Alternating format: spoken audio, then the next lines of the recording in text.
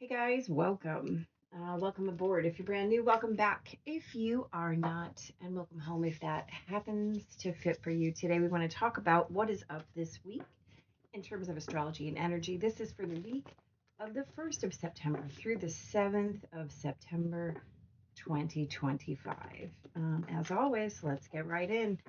Our first happening, our first aspect on Monday happens at 3:07 in the morning. Saturn moves back into Pisces, right? Saturn is already retrograde and stays retrograde until November, but the Lord of Karma steps back into Pisces. Exciting. Actually, this is really exciting.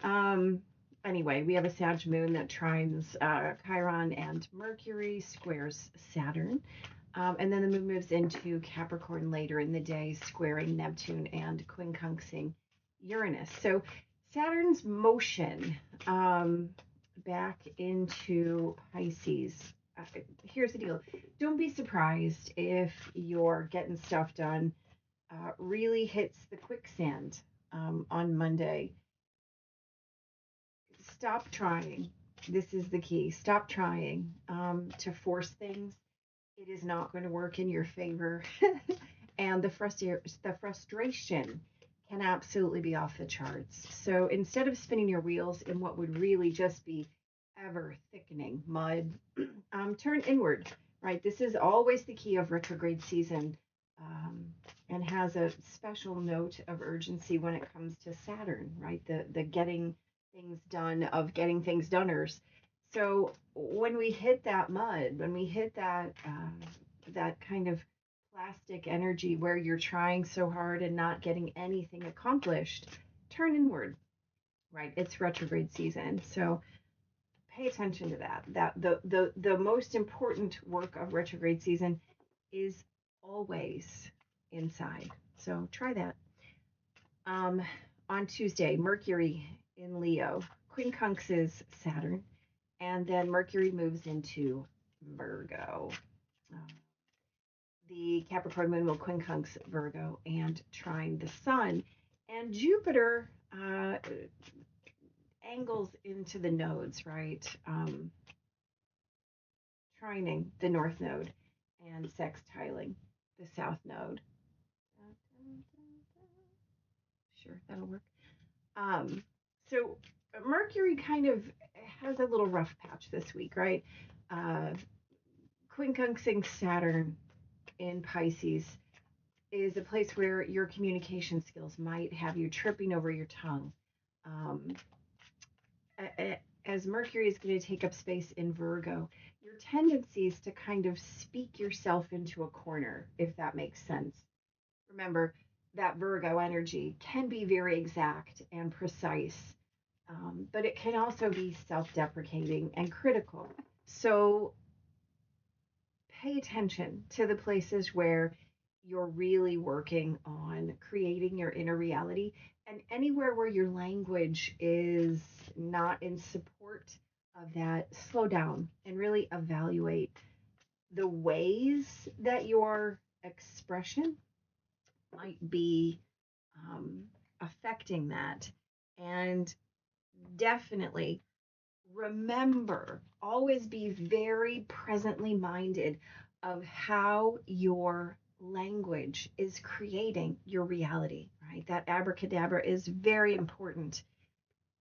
That concept of so you speak it, so it shall become, especially as Jupiter is lined up with those nodes, right? Pay attention. You might have better luck creating at home, right? In yourself, in your space, as opposed to in the world right now. Remembering that the devotion, Virgo, right? Mercury and Virgo, the devotion that you pay to your surroundings, your home, is always going to be witnessed in that wider sense of the world. So if you're frustrated out there, work in here again, right? This is a nice little theme this week. On Wednesday, the 3rd, Mercury quincunxes Neptune, squares Uranus and quincunxes Pluto. Before that, Capricorn moon squares both the Mars and Chiron and opposes Jupiter. Remember, activating those nodes. Um, so we're having this little party at 18 degrees, right? We've got Mercury, wow, Mars at 18 degrees Libra. We've got the south node at 18 degrees Virgo. We've got Jupiter at 18 degrees Cancer. We've got the north node at 18 degrees Pisces, and the moon passes 18 degrees of Capricorn. The key here, we're going to say flat off, is your growth and your acceleration is absolutely going to keep pace with how you are willing to release all of the narratives that are not aligned with how you choose to manifest your current experience, right? Anything that you are dragging in from the past is going to be tripled in size at this point. Um, so tell your truest version, right? Um, let your resistance absolutely dissolve and let any kind of dynamic shifts that you require absolutely take its place. Um, just paying deep attention to what you are saying. I cannot stress it enough. Watch your mouth. Your mouth is a tool right now. Your mouth is a tool. Your expression is a tool. What you're creating is a tool. Please make sure that the things that you are putting out into the world, again, we're talking about expression in every form, right? Whether you're writing, singing, dancing, drawing, or interpretive dancing, I don't care. Please make sure that it is aligned with the highest and the best of what you want to call in, right? As we say quite often around here, if you're calling in a shit show, don't be surprised when you get a shit show. If you want utopia, if you want change, if you want health, if you want happiness, that is what you must call in. So if you're not doing those things, don't wonder why you're looking at a shit show, right? Please, just logic. On Thursday, the 4th, that Capricorn moon is going to uh, sextile Saturn in the early hours. The moon moves into Aquarius, and then we have a sextile to Neptune, a trine to Uranus, a conjunction with Pluto, a quincunx with Mercury, and then Mars in Libra squares Jupiter exact. So if you wake up hesitant or holding back on Thursday, be patient, right? By the time this day is moving, you will feel the wind at your back, right? As the moon conjuncts Pluto, uh, it's kind of a supercharge for your potential for change. And remember, we're talking about this. So think growth, think expansion, think about how good it can get, and absolutely refuse to back off from there, right? Just because you don't see it or experience it in the moment doesn't mean it's not present, doesn't mean it's not right under the surface waiting to bloom. Remember, what is it? Bamboo, it takes 5 years to germinate. You have to water bamboo for 5 years, and then in 5 weeks it grows to something like, I don't want to overspeak, but like I think it's like 80 feet. So for 5 years, what are you doing? Are you being crazy watering bamboo for 5 years before it germinates? I don't think so. That's called faith and belief and trust in the system. So trust your process. On Friday the 5th, oh, hello. That Aquarius moon is going to oppose Venus, quincunx, the sun and Jupiter, trine Mars, and at the very end of the day, 9 minutes before the day turns Central Time, Uranus stations retrograde. So on Friday, you might feel what I'm going to call a little bit hemmed in, a little bit bound by the energies. Focus on your individuality no matter what, right? Don't let the idea of being boxed in have any influence over your self-image or your actions or your choices today. Say absolutely, say Wow, the words stay absolutely true to you. And remember, just before midnight, Uranus is going to retrograde, bringing your ability to change into your personal space in a new and deep way, right? In Gemini, this is about ideas. Your ideas are ripe for awareness, for assessment, for shift, for exploration. On Saturday, the 6th, that Aquarius moon will sextile Chiron before the moon moves into Pisces, right? And that Pisces moon is going to square Uranus. So the moon's contact with Chiron before splashing into Pisces really might have a kind of a wet and heavy blanket feel over Saturday. Now, how you choose to hold your ground is kind of a personal challenge. The universe really wants you to stand tall and embrace your latest version, right? We're not talking about you version 1.0, 1.2. No, we are talking about you in the version you are right now. So hold that space, do it, and do it confidently and big and correct, right? On Sunday the 7th, hello, thank you very much. We have a full moon. So that Pisces moon is going to oppose Mercury and then oppose the sun at 1:09 p.m. Central Time for a 15-degree full moon lunar eclipse. Here in the States, we do not see that, but it is visible in many places all over the world. That Pisces moon is going to quincunx Venus and Mars and trine Jupiter. So the full moon in Pisces is amplifying the action. Like there's a giant amping up of the action of the truth and surrender to all of those beautiful things that Saturn started earlier in the week. Pay attention to your dream time, right? This moon in Pisces is really going to give you some deep insights. Remember, we're talking about a Pisces full moon and Saturn retrograde, right? So we're talking about deep karmic awareness, karmic insight, right? This gives you kind of that up periscope into your karmic awarenesses, into your karmic cycles. So be doing that sort of work. Don't overlook your intuitions. Don't overlook your instincts, right? Your messages.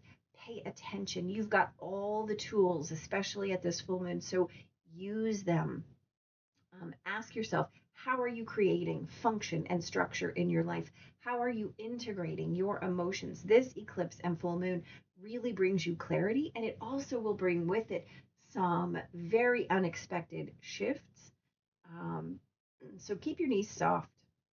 Mind any and all, honestly, of your tendencies to lean into the downy kind of softness of illusion that Pisces and Saturn brings, right?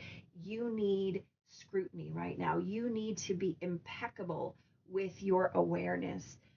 You need to keep your BS meter on high. Yes, float. Let karma do the steering, but do not let your memories dictate your current reality, right? Be in choice of being present in that moment. All right, let's get on it. Ta-da! Okay, we have a Four of Wands and a Ten of Swords on Monday. So this is Saturn retrograde, right? What do you have to let go of? Well, guess what? If you want the joy, if you want the bliss, if you want the harmony, you have to let things go, right?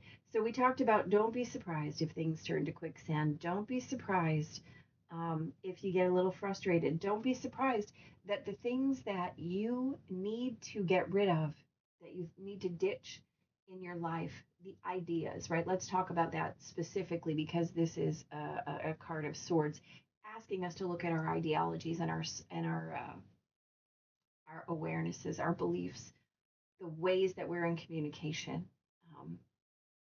If you want what this card offers you, if you want this Four of Wands, right, that shared experience of happiness, you have to allow your cycles to end. You have to allow the things that are keeping you stuck, excuse me, to end. You have to allow for completion. You have to allow for integration.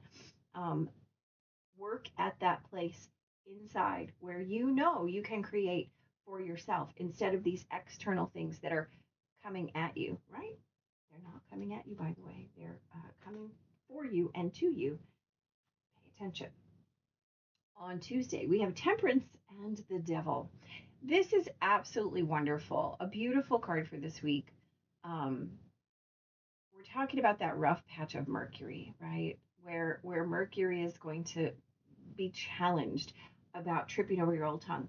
Are you telling the old stories, right? Are you?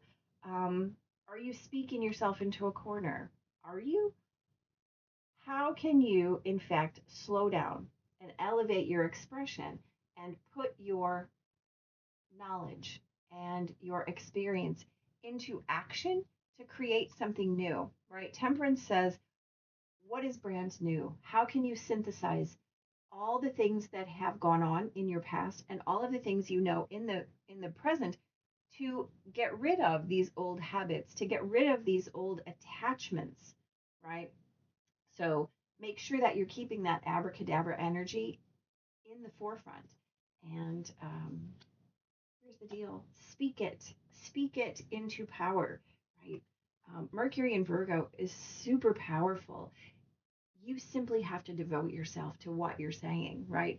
And if you're walking around saying, oh, I'm such an idiot, oh, I'll never have that, oh, I couldn't possibly, if those are your words, well, that's your reality, right? So if you invest yourself in, I am powerful, I am a creator, I am whatever you put behind those words, um, it's coming for you. So be mindful, right? Be mindful. Virgo allows you to devote wherever you want. So pay attention. Another double major day, right? On Wednesday, we have the Sun and the Hermit. This is that day where we have all of those 18 degrees, right? Um, Pay attention to your growth and your acceleration, right? Look at this. It's exactly in proportion to the way that you are able to release anything that isn't aligned, right? The deeper into yourself and your old stories you can go, right? Mercury quincunx Pluto, the bigger this story that you can create as your reality will come, right? Let that dynamic shift take its place. And as Jupiter is aspecting those nodes, this is your destiny calling, right? How deep can you go to get there? Well, I would recommend going as deeply as you're able, right? Get in there, get all the way in there. Don't be afraid of the darkness within. It is simply another shade of the light that is you. More majors. On Thursday, you've got the Lovers and the Page of Cups. What a sweet little pairing this is, right? We talked about if you wake up hesitant or holding back, be patient, right? The day will move. The moon conjunct Pluto absolutely supercharges your potential for change, right? This is about making those decisions that are aligned with the divine.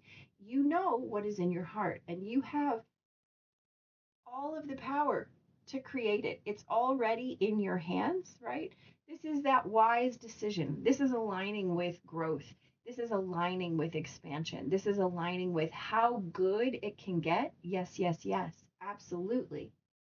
And refusing to step down from that, right? Again, call in the shit show. Don't be surprised. Call in bliss. Don't be surprised either.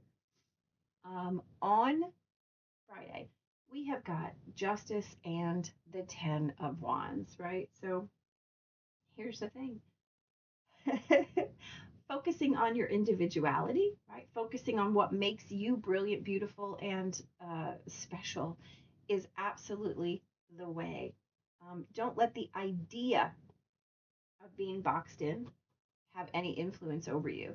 Don't let the influence of what anybody else or any other kind of external validation might be have any influence over you. Cut that away. Here's the deal: what you're choosing to carry is what you're choosing to carry. But what you're choosing to carry is also what you're choosing to carry, right?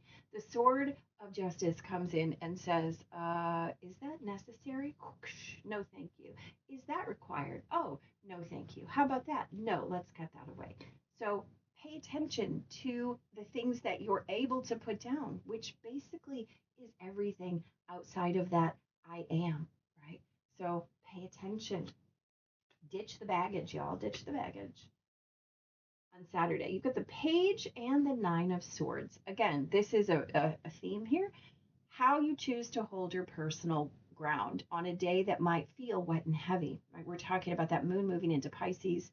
Um, yeah, this is heavy energy. So the universe wants you, right, to not fall back into that, oh, it's just too much, right? I can't, I can't, I can't, because those words are an affirmation, just like I can. So, Page of Swords, think in a new way, express in a new way, right? Call it in a new way, claim it in a new way. The universe wants you to stand tall and embrace your latest version, not this, which is the historical nonsense version. Call it in, stand in it, and let it be. Mm-hmm. On Sunday, the Two of Swords, the Seven of Pentacles. This is beautiful energy to end this week on this full moon, right? Talking about surrendering to the process, right? And understanding that we're choosing what it is, right? There doesn't need to be confusion. Here's the thing, there's only one way to hold highest space, and that is to hold highest space. You can't do it wrong. You can't do it for someone else. Um, get into your dream time and understand where your instinct is leading you, right? The Two of Swords knows that there's one way. Remember, instincts are your body's message, and intuition is when your signal gets a little crossed or has the potential to get a little bit crossed. Your body knows the truth. Your brain can rationalize, your brain can justify. Don't let that get in the way of what you're planting or what you're waiting for, right? You've got all the tools. Don't let your memories get in the way of what it is that you're calling in. Don't uh, don't let any old habits get in the way of what you're calling in. Ask yourself, where am I creating my structure? Where am I creating my function? How am I integrating things, right? Allow for the unexpected. Don't freak out if something shifts and changes for you. In fact, it's time to embrace that. You have all of these cards of absolute release this week. Let's do that, right? Because what comes in underneath it is so wonderful. That release, that alignment. Um, absolutely, absolutely. We've got hold high space. Seriously. Okay. Thanks. It couldn't be any more clear this week. It is just this space of devotion, right? It is just this space of this is who I am, and this is what I'm here to do. And all the trappings, all the expectations, all of the externally created judgments, this all falls away. We are holding highest space, and we know what that is 100%. We don't even have to think too hard about it, right? Echinacea, destiny, destiny, right? Echinacea, the great healing card, the great, I'm sorry, not healing card, but healing herb. Beautiful. I'm growing some in my garden right now. All right.